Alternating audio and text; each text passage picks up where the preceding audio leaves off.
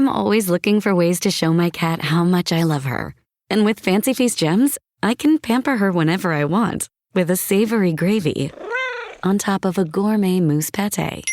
The pyramid shape makes serving simple, so all I have to do is peel and plate to make mealtime feel extra fancy. And with 2 entrees in every pack, it's easy to turn every day into the extraordinary. Fancy Feast gems. Finding a new job is stressful. But with Indeed, it doesn't have to be. Just fill out your Indeed profile with your skills, experience, and desired salary. The more you fill out, the better your matches will be. And hearing from hiring managers will be 2 times more likely. Relax. That's your Indeed profile sending opportunities your way. Indeed, the world can work better. Hey Immigrant Li family, this is Saadia Khan. I have some great news for all of you. We recently launched our newsletter, which comes out 3 times a week. It's called Li, which is our no-fluff newsletter with hot takes, heartfelt stories, and all the feels of living in between cultures.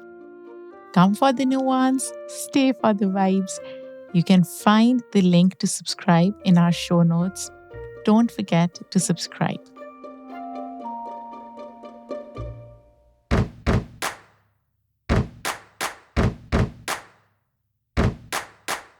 Hello and welcome back to the Immigrant Li Circle. I am Saadia Khan. Before I begin today's episode, I want to say something. The fact that you chose to press play today and spend a little bit of your time here with my voice, my thoughts, it means a lot. I see you and I appreciate you. And I see you every time you subscribe or you listen, write a review, subscribe to Li. Give us feedback on Immigrantly, Sportly, Lovely, Bantedly. Thank you all for believing in us and for understanding our thoughts and our language. Talking about language, food is one of those rare things that basically speaks every language. It crosses borders, adapts, comforts, surprises. It nourishes our bodies as well as our sense of connection. And yes, sometimes it complicates things. It gets co-opted, misrepresented, even used to flatten identity. But if there's one thing that brings us together, that cuts through differences and reminds us of our shared humanity, it's food. And today's guest is taking that connection to a whole new level. Irene Li is a culinary force, a disruptor, and a thinker. She co-founded Mei Mei, originally a Boston food truck that became a restaurant, then a dumpling company, and now a movement in its own right. Her food is Chinese American, inventive, and unafraid of breaking rules. But Irene's work is so much more than food. It's about equity, transparency, and challenging how the restaurant industry operates from the inside out. She's a James Beard Leadership Award winner, the youngest ever to receive it. She's also the co-founder of Project Restore Us, which reimagined food access for immigrant families during COVID. And she's behind Prep Shift, a platform supporting small food businesses in building more just and sustainable models. I honestly don't know how she does all of it. But in this conversation, we talk about everything from identity-powered dumplings and what it really means to lead with care. So let's begin.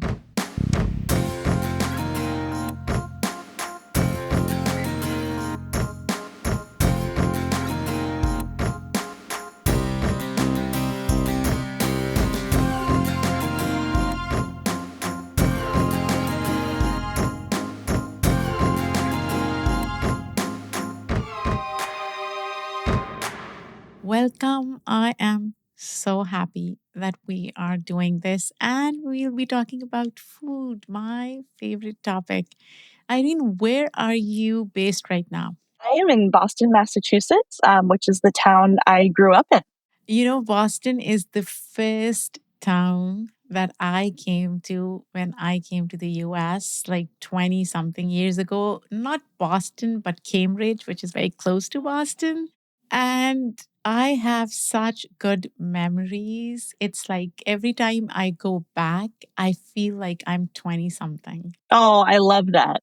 And I was so naive and I was in awe of the US in so many ways. On the one hand, I loved everything that I saw. And on the other hand, I was so depressed and wanted to go back to Pakistan. So I had a lot of mixed feelings. Totally. When did your parents move to the US? So, my mom was actually born in the US to immigrants, and my dad immigrated when he was about 5 years old. So, Oh, in many ways, my relationship with Chinese identity is a little bit different, maybe, from others' stories, which has been its own kind of journey. so you're third generation, basically. Yeah, I call it second and a half. Not that anyone is Yeah. counting. Yeah, second and a half makes a lot of sense. How far removed do you see yourself from your heritage? I see myself as having a different heritage in a way. And when I was growing up, I looked at my Chinese relatives from China and I thought, oh, I'm not like them. I must not be Chinese. But I also really learned to embrace kind of the Asian American identity.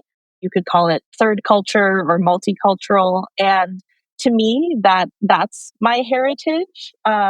But yeah, I mean, it's always funny to, for example, go back to China, quote unquote, and feel like an outsider, like, oh, this is not exactly me either. And that was always interesting growing up. You know, you have said that Mei Mei, which is your baby, it is Chinese American food, but not traditional. And I wonder if that's connected to how you see yourself as third culture kid, right? What does tradition mean to you in the kitchen? Well, I think tradition is so personal, which is kind of ironic because we think of it as something perhaps set and objective, that the traditional way to do something is X, Y, or Z. And when it comes to food, I think a lot of people just think what their grandma did was traditional. And so it's not even just culturally subjective, it's individually subjective. And the word traditional, the word authentic, those words come up a lot when you talk about cuisine. And one of the things I really struggled with was looking at more traditional Chinese cooking and saying, well, that's not who I am. I would have to go on YouTube to learn this recipe. So, how is that authentic? And so to me, the way I express what Mei Mei is, what our food is authentic to us, to three Chinese American kids who grew up in Boston, who love farms, who love food. And it's really a page out of our story. That's what makes it authentic to us. And it might not be authentic to anyone else. And I think that's okay. That's what brings us the most joy and what feels right to us instead of trying to be something or someone we're not. I love that, Irene. And I've been thinking about this lately. So I was in Pakistan beginning of July. I went after 4 years. Now, I grew up in Pakistan. So I am an immigrant. And what I've realized is for the longest time, it's been 20 plus years, I've always been in search of that Pakistani food, right? The flavor, the texture, the feeling that it evokes. And this time I went back and I was eating something, a snack that's very popular in Pakistan. This aha moment happened. And I was like, you know what? This can never be replicated in the US. And that's okay. Because what's being created in the US by diaspora is their story of authenticity. And it doesn't have to be what I am used to in Pakistan. And yes, those flavors will always mean so much to me. But why am I searching for those flavors in the US? Have you ever felt people asking you that question or burdening you with that traditional idea of what Chinese food embodies versus what you see? Have you had those conversations with your elders or people in the community in general? Definitely, definitely. And, the saying, it be your own people. Sometimes the most critical people are other Chinese folks or Chinese Americans. So we certainly deal with that. And I think, I try to take it in stride. I respect how powerful people's memories are, how much the flavors that they grew up with mean to them. I feel the same way about many foods. And so, I try to see it as, even if it's not very nice or if it's like a mean review on Yelp, which we've gotten plenty of, I try to see that as an expression of love that somebody has for their own culture, for their own family, their own experience. And, our food is our lived experience on a plate. Um, and in a way, if people don't like it, that's fine. I hope they can't argue with it on some level because it is who we are. And we also often have people who come to the restaurant and they say, I'm looking for a really traditional Chinese dish. And we are the first to say, you probably aren't going to find that here. And we can recommend an amazing, more traditional Chinese restaurant. Or if you're willing to take a chance and to experience a different expression of this food, this is a great place for you. So I think part of it comes with the security of knowing that you can't do everything for everyone. If people aren't looking for what you're offering, then you can set them free. They can go eat somewhere else. And we support that as well.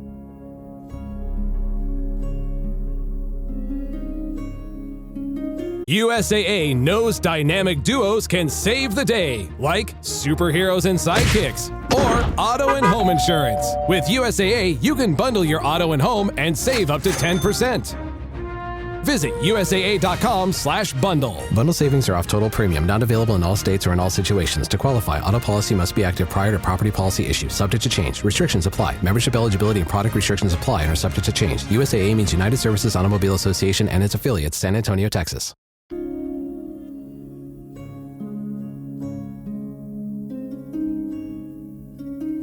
So let's take a step back. Why dumplings?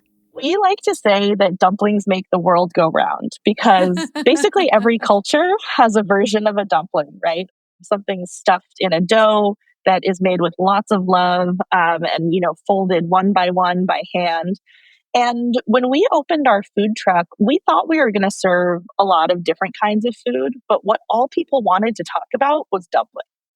So it's definitely partially the customer demand.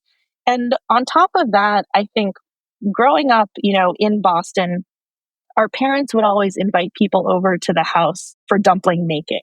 And that was a way of kind of cultural sharing that I think was very accessible, very low risk, very safe for people. And even to this day, people come to Mei Mei and they say, the first time I ever made a dumpling was at your parents' kitchen table. So there's something to that I think really connects with people and creates kind of this equal footing where we can all be sitting around a table and eating. We can all sit around and make dumplings and enjoy that process together. Let's talk about the journey itself. It started in 2012 with the food truck.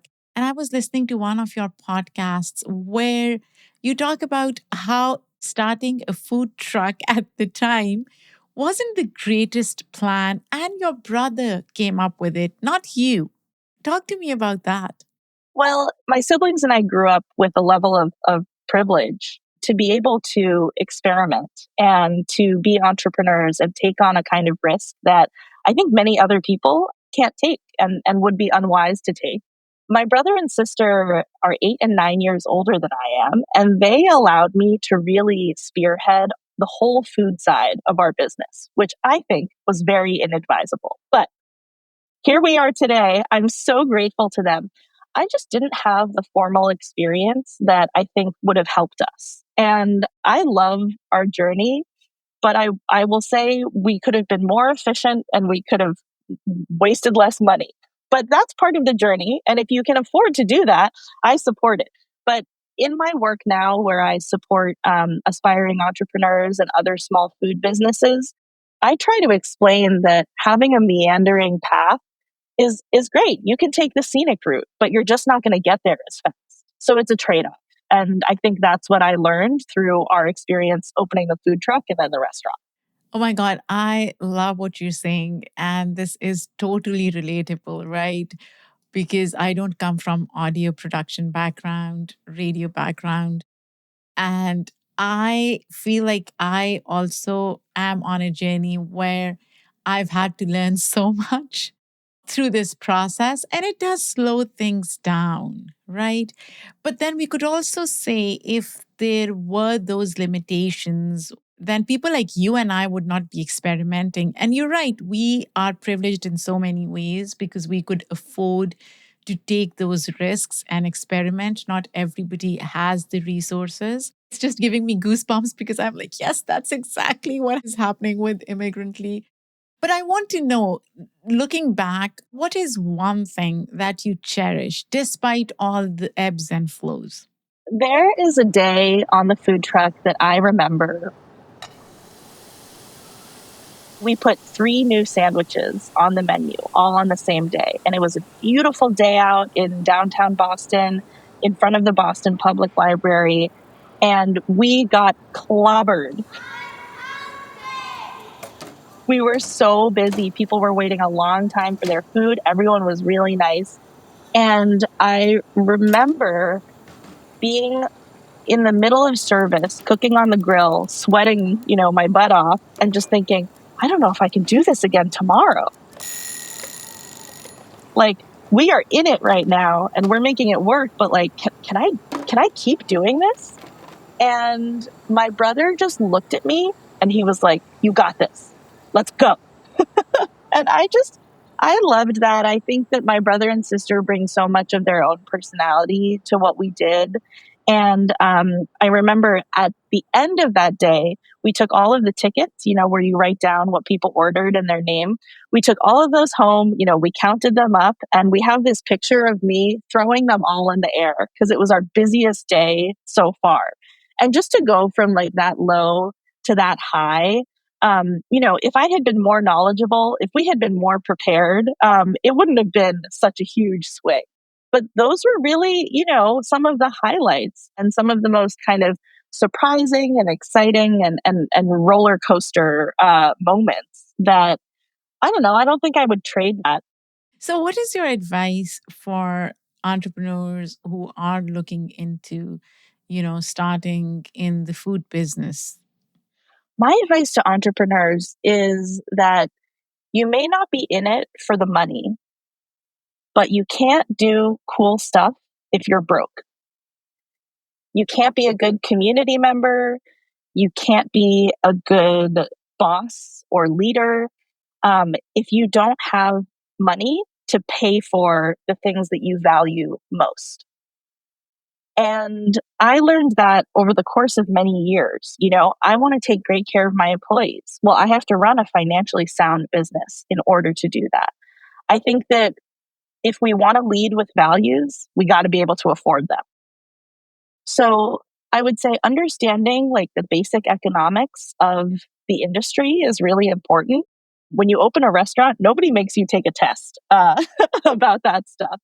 And I also think that knowing what it'll take to protect yourself from long-term burnout or, long-term financial strain is also really important. So a lot of times we talk to people who are saying, my mom makes these great tamales. We're thinking about starting a business. And we say, okay, that's amazing. This tamale is delicious. And what are your personal financial obligations? Do you want your mom to be able to retire? It's not saying that it's impossible, but we should do the math and make sure we know how many tamales that is for you to hit your goals. And, I think that starting with the end in mind, it sounds really good. We can't always do it. We don't always know. And that's what experimentation is about. But there's a balance between those things, I think. I love the brutal honesty that you bring to this conversation. But doesn't it make this space more exclusive then? Because we are really asking people to take account of their financial resources, right? So if you can financially afford to be sustainable, at least for the first few years, you may have passion, you may have great recipes, but if you don't have the financial bandwidth, then maybe this is not a good business for you. That to me sounds so exclusive and in some ways elitist, right? It's daunting. I think this is where idealism crashes into reality, and we have to ask some tough questions. What I would say is that everyone should understand the challenge. We don't want anyone to jump into a food business without knowing that the odds are really tough. Part of my job now, doing consulting full time, is about improving the odds to try to create more equity. But we want people to go in eyes wide open. And unfortunately, we also see the downside where people lose a lot of money and end up in terrible financial situations because they've signed a lease. They've put a second mortgage on their home. And so I think that, you know, we don't want to dissuade people from taking risks, but we do want them to understand what those risks are. And, we would never say, you definitely shouldn't do this thing. We would say, here's what it's going to take for you to make this happen. And, as with all things, like some people have a taller hill to climb. And we really want to be there for folks who might not have those resources. And as long as we can offer them great guidance, then I feel that we're doing our part to create a really equitable industry. And of course, gatekeeping information is part of what creates inequality. And so sharing information is, I think, how we combat. So, what if we were to expand the tent by pooling resources, right? Because, as I said, there may be people out there with great ideas who know how to cook really, really well and are passionate, may not have the resources. What is the financial side of all of this conversation? Like, what's happening in that space? Well, I think there are kind of two big categories of hurdles financially. The first is how to get open, and then the second is how to stay open. And both of those, I think, come with the opportunity for more education, more free flowing information to be available to people. But one of the things that is really challenging is access to capital. And this is true for underrepresented creators in any industry. And so I do see many creative approaches to providing capital. We work with a lot of clients who have community banks or community lenders. They work with the CDFI. Maybe they do some crowdfunding. The other way to do it is to start small and grow incrementally. And we also coach a lot of folks through that process as well. The other thing I would say is that a lot of our diners don't actually understand what they're paying for when they go eat at a restaurant. Like, you ever go to a restaurant and you look at the plate and you're like, I could have gone to the grocery store and made this. And the answer is yes, that's exactly right. But restaurants are designed in this way to allow the operator to pay all these other bills besides just the food. So I always talk to people about, if a dish is $10, where do we think that $10 goes? And in the average independent restaurant, the business, after it pays all of its bills, is probably only keeping about 30 or 50 cents. So that's a lot of other bills to pay before the restaurant owner keeps anything. And I would love to see the basic economics of our industry change. But I think that what we can do now is educate people, educate our diners, our workers, and of course our operators to, again, understand what the challenge is in order to better tackle it. Switch to Shiseido Benefiance Wrinkle Smoothing Eye Cream and discover why people are calling it the best eye cream. A powerhouse formula that targets 5 types of eye area wrinkles. 96% of users saw reduced wrinkles and diminished dark circles after just 7 days. Shop Shiseido Benefiance Wrinkle Smoothing Eye Cream at Sephora and discover how change can happen in the blink of an eye. Consumer tested by 110 women. This episode is brought to you by Nespresso Virtuo Coffee Machines. Ready to enjoy the bold flavors of barista-quality Nespresso iced coffee at home? Simply fill a glass with ice and press the brew button on your Virtuo Pop machine to enjoy rich double espressos roasted to stand up even when chilled. Refreshingly bold iced coffee. Refreshingly easy to make at home. Visit Nespresso.com to shop now.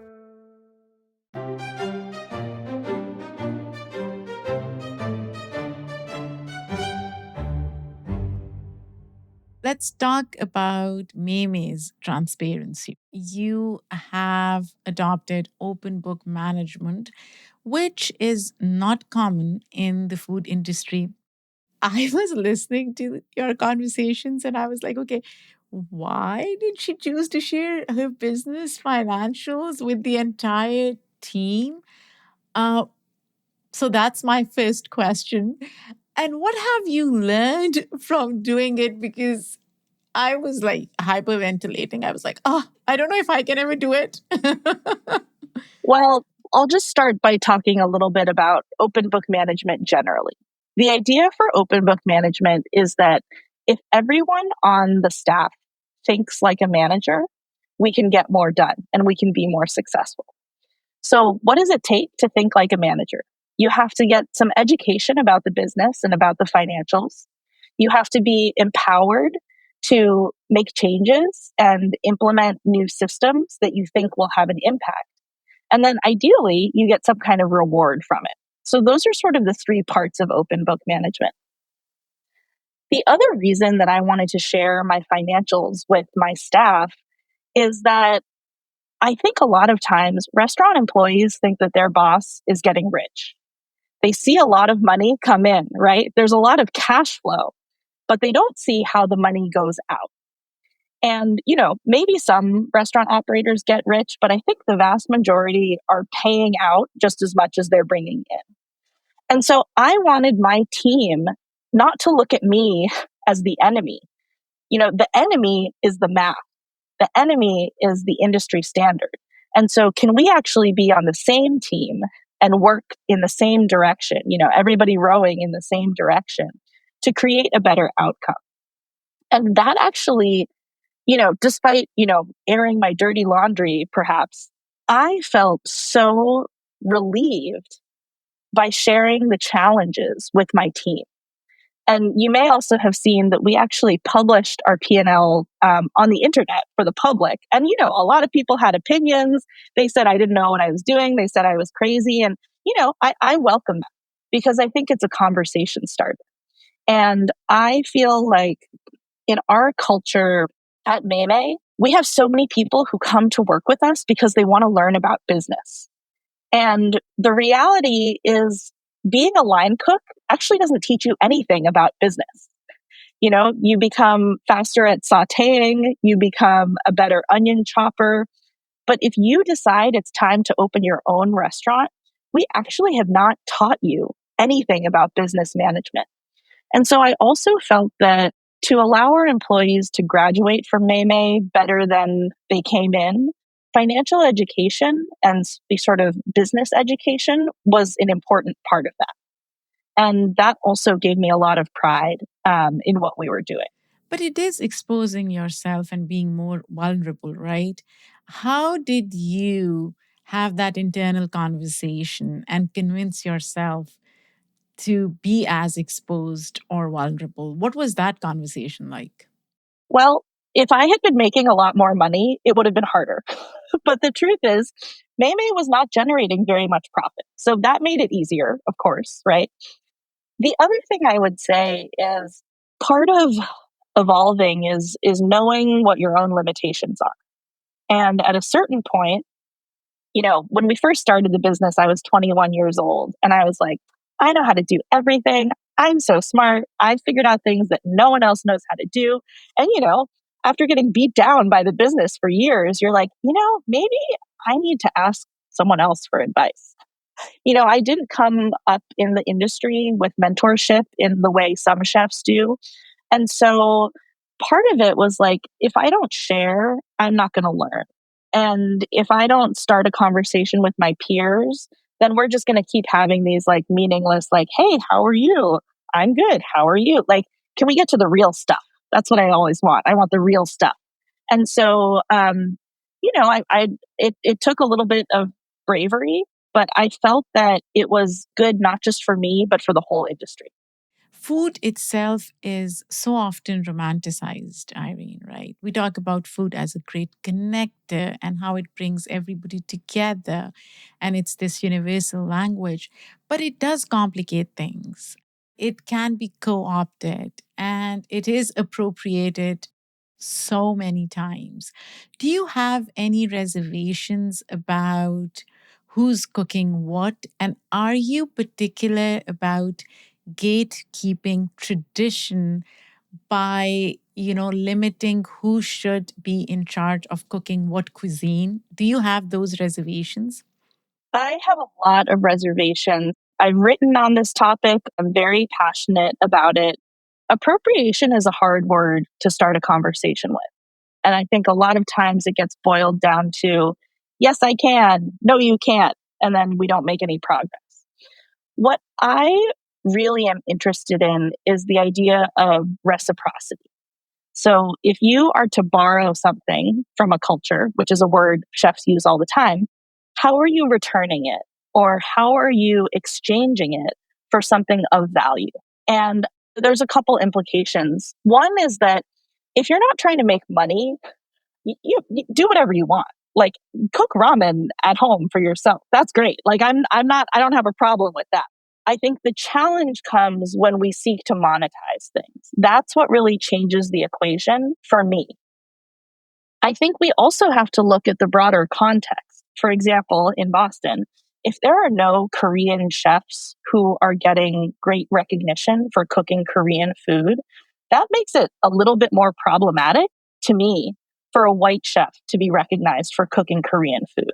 So there's also this sort of context about who's the first mover or who's getting the first, accolades or the first recognition for something. And then finally, I think there are so many creative ways that chefs and restaurants give back to their communities. And what I've called for from peers is for more of that giving back to go to the communities whose food we are taking and selling for profit. For example, I wrote an article several years ago with recommendations for white chefs who own Asian restaurants. And of course, we could get into, quote, Mediterranean food, which is a whole other can of worms on this. But, in my lane, what I have said is if you run a high end Japanese restaurant and you're white and the cooks are white, how are you supporting mom and pop? How are you educating your guests about Japanese culture and Japanese communities? Are you talking about internment? Are you promoting other Japanese Americans for AAPI Heritage Month? What are you doing on behalf of the culture to be a cultural advocate in addition to selling the food? So I think for me, I would never say don't do that. I would say, how are you making this reciprocal? And I've tested this in my own way because, of course, even if you're not white, you can appropriate other food cultures. And I went on an amazing trip to Hawaii. Hawaii is it's like Wakanda for Asian Americans, right? It is just a magical place. I felt so at home there in many ways. And there's a dish in Hawaii which is really home style. It's white rice with a hamburger patty, a fried egg, and gravy. This is not high end food. And I felt so connected to that dish because it seemed like the kind of thing my mom would have made for me. It seemed so Asian American. And I wanted to put it on the menu at Mei Mei. But I also didn't want to be one of those chefs who says, I went on vacation and I fell in love with the people and the culture, and I've brought back a product for you. And so instead of saying, okay, I can't put Loco Moco on the menu, I just can't. we put it on the menu and we said $1 from every Loco Moco sold is going to be donated to a community organization in Maui that teaches Native Hawaiian language to young people, to kids, and teaches Hawaiian culture, builds traditional Hawaiian aquaculture on the beaches in Maui.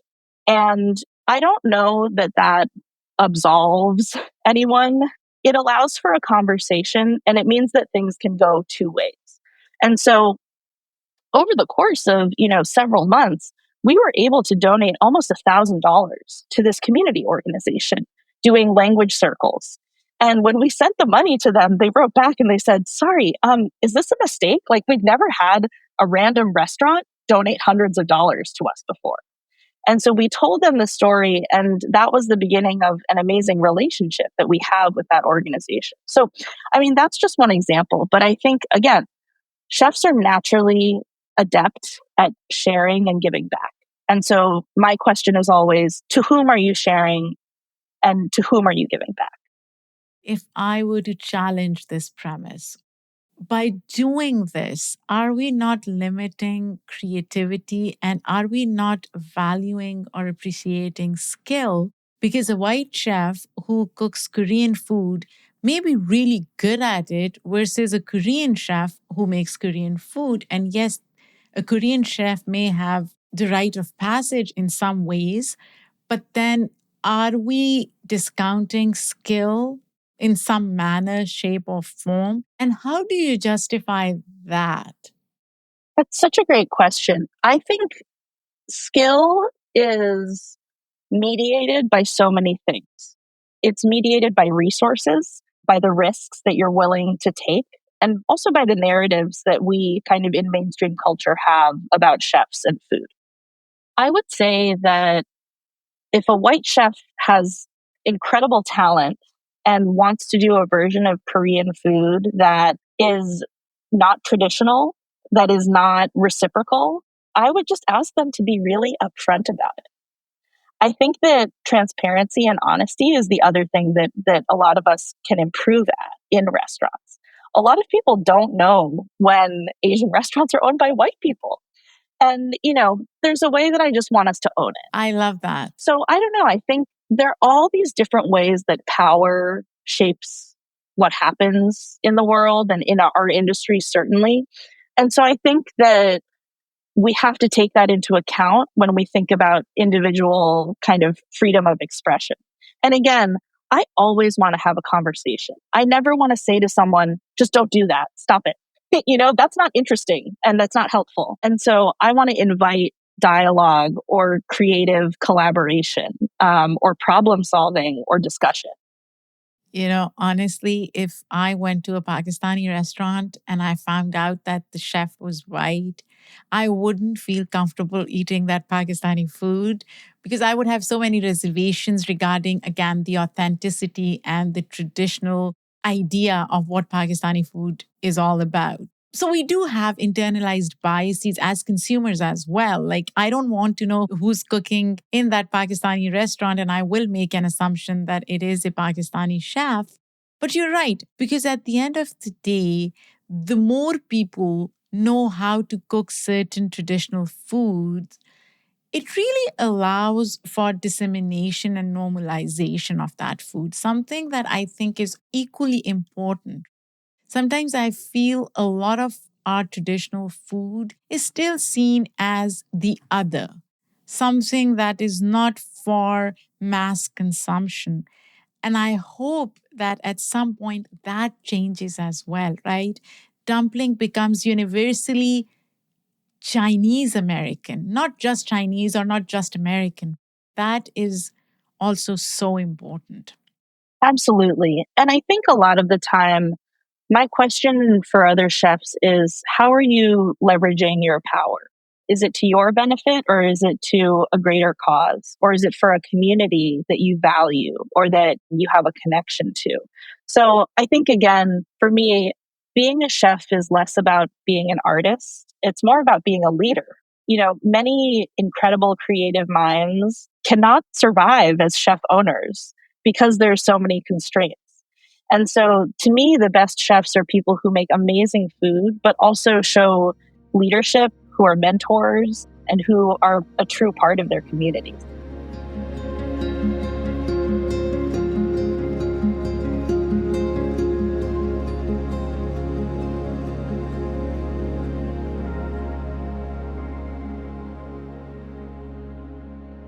I want to go back to dumplings because they are comfort food for so many cultures.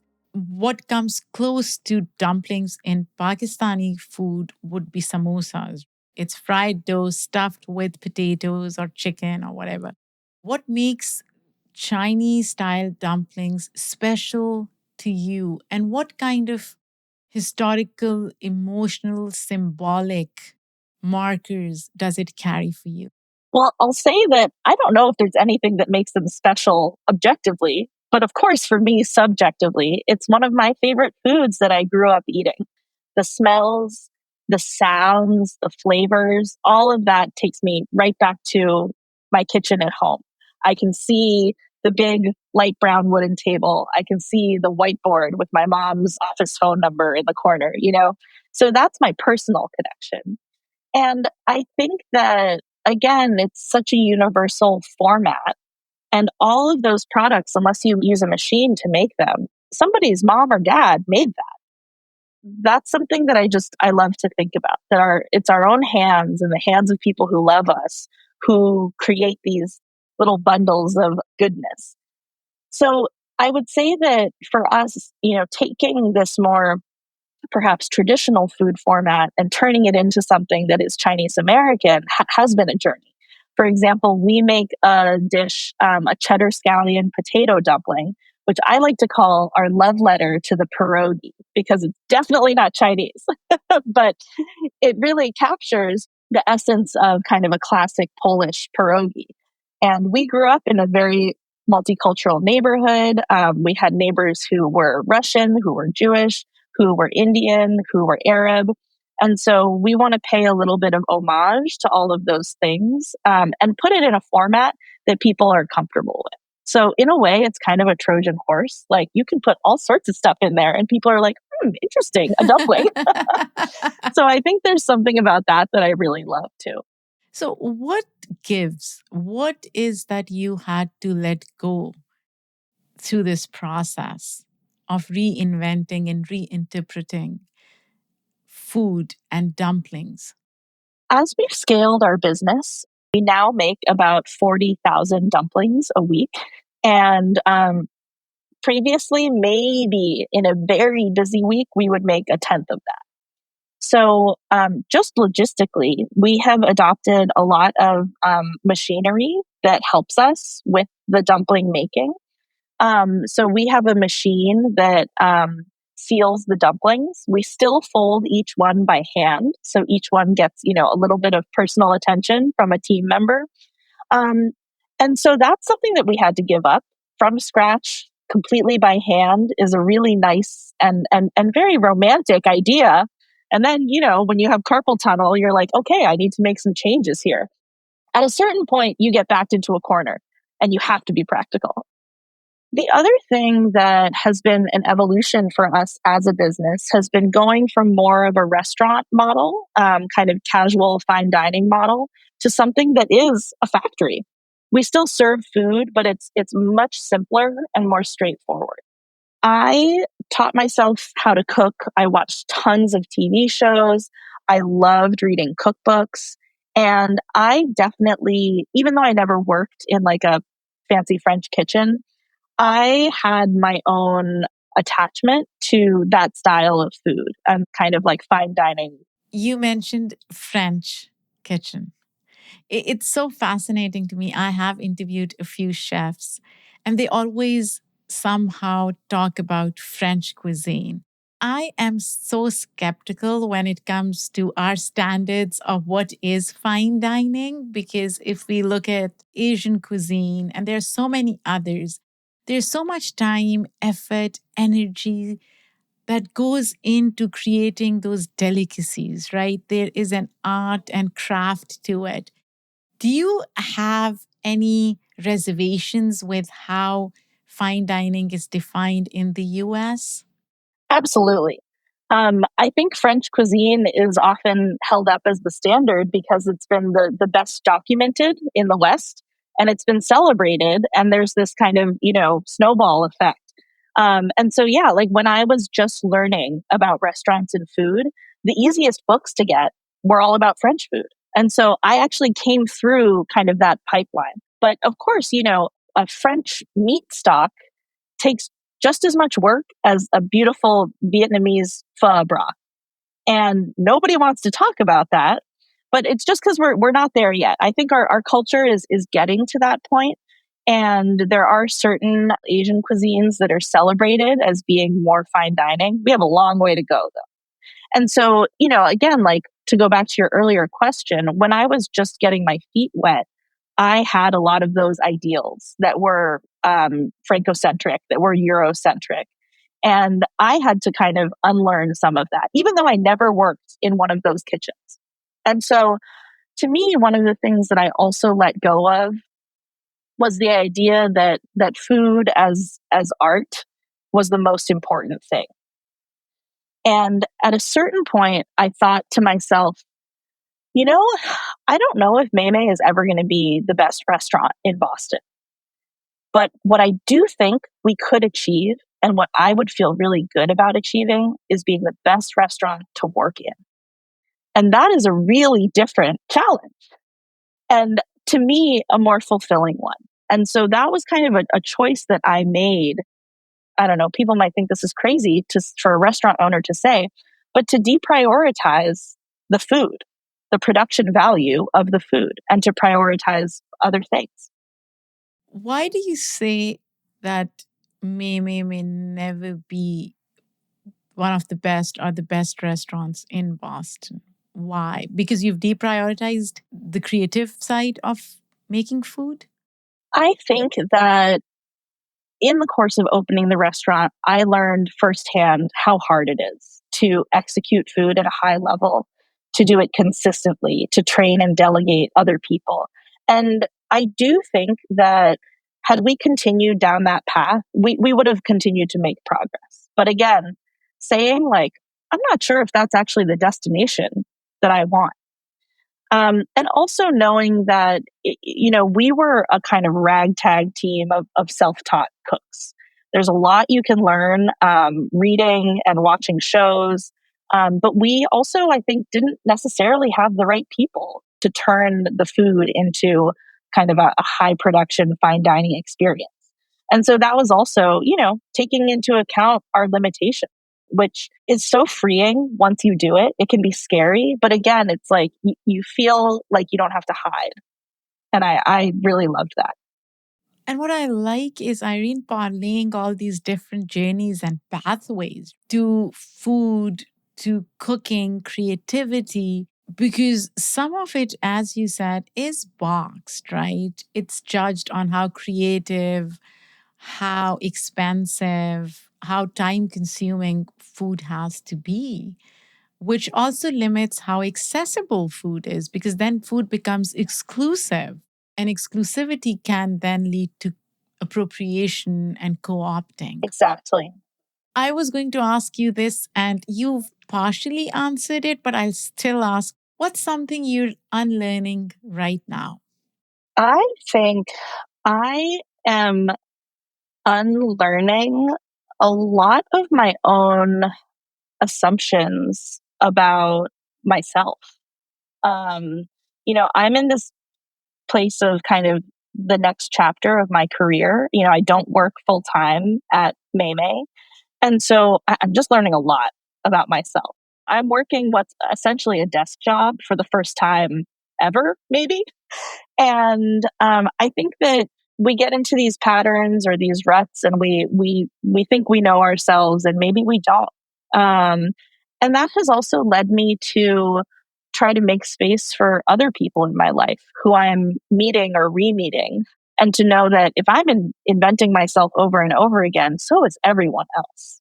And I'm trying to really, I don't know, I'm trying to leave a lot of space for that. I'm 35, and to me, that feels like an age where a lot of people are shifting gears, and I want to I want to welcome that season for everybody. But sometimes I am judgmental about it in myself and in others. So I'm trying to be more open and more celebratory of that. What do you hope to achieve through this reinvention?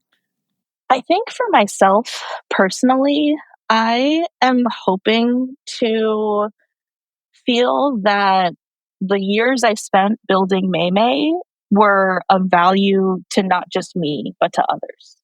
Um, Mei Mei isn't closed, but it's in a new chapter. And we have kind of said goodbye to the first iteration. And there's a voice in my head that's like, that was a waste. You could be a doctor. Is it a voice or is it my mom's voice? But I think that I really am intentional about seeing experience as growth and not as wasted time. And so I think part of my journey is finding the opportunities, the places, the people with whom I can really leverage that experience. And, like, doing consulting in food is amazing because you get to meet the coolest people and you get to eat the best stuff. And you can then say, I learned this lesson the hard way. I want to talk to you about maybe going at it a little bit easier on yourself. So I feel really rewarded by that opportunity.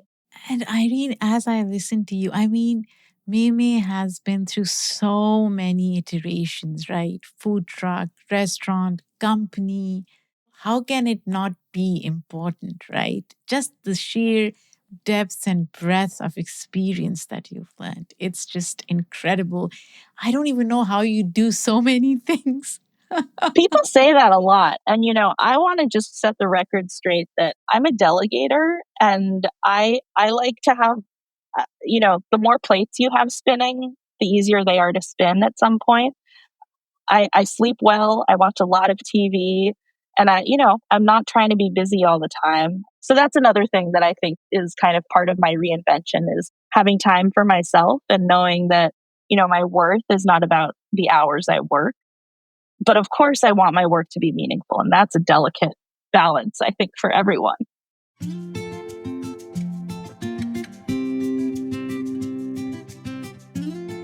In the end, if you were to define the United States of America in the context of inclusivity in food, how would you do that? I would say that the United States of America is a set of challenges and opportunities for food. It demands invention and creativity that we may not experience in our home countries, but that can produce delicious results. As you point out, food can be used for good or for bad. And we have to take all of the challenges and create something even more delicious out of it.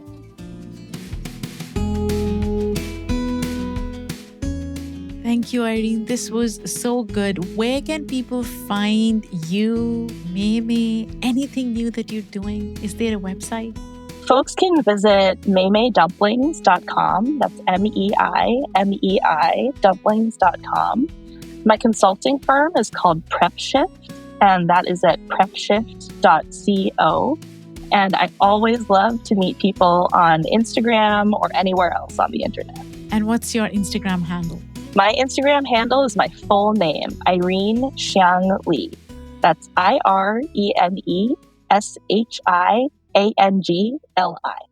I love it. Thank you so much. Thank you.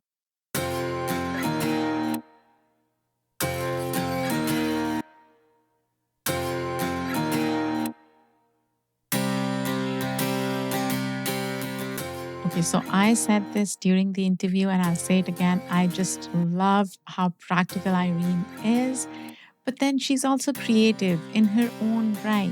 She talks about so many creative ideas in terms of economic sustainability. And guys, as an entrepreneur, I can vouch for that.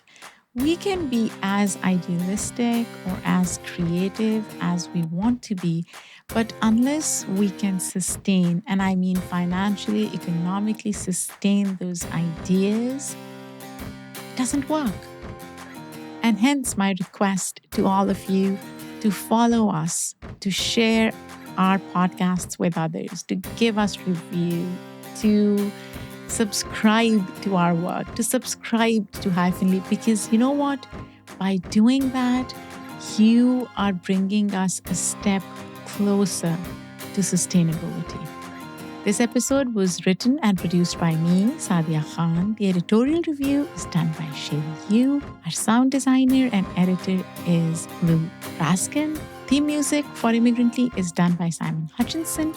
Other music by Epidemic Sound. Come back next week when I have another guest for all of you. Take care.